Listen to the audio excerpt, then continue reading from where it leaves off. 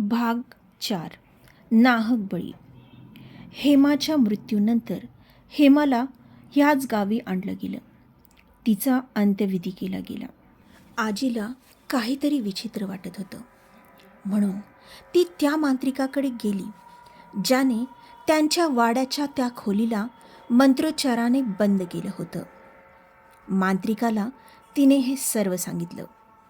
त्यावर मांत्रिक म्हणाला, हेमाने तो दरवाजा उघडला होता, त्यामुळे ती आत्मा तिथून बाहेर पडली.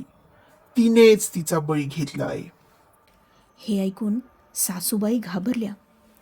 पण पुढे मांत्रिक म्हणाला, त्याला एक जीव हवा होता, तो त्याने घेतलाय. आता धोका नाही. मांत्रिकाचं बोलणं ऐकून सासूबाई तिथून निघाल्या आणि घरी येऊन त्यांनी हितेशला हे सगळं सांगितलं. हितेशने थोडाही विचार न करता तातडीने ते घर सोडायचं ठरवलं.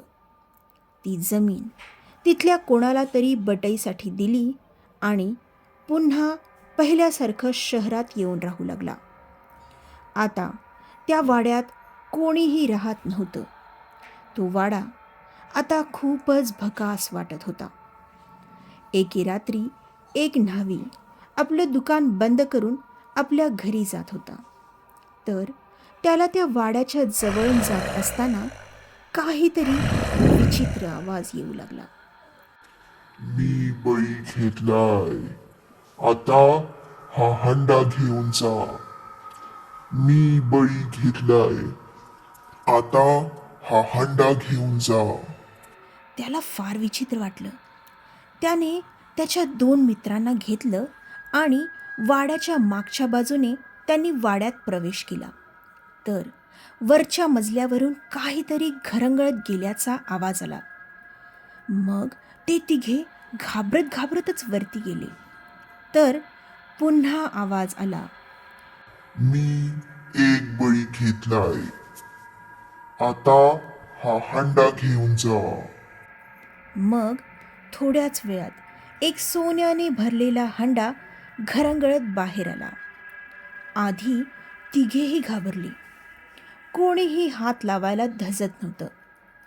न्हाव्याने थोडी हिंमत केली आणि हंडा उचलायचा प्रयत्न केला. मग त्या दोघांनीही हात लावला आणि तिघेही तो हंडा घेऊन बाहेर आले.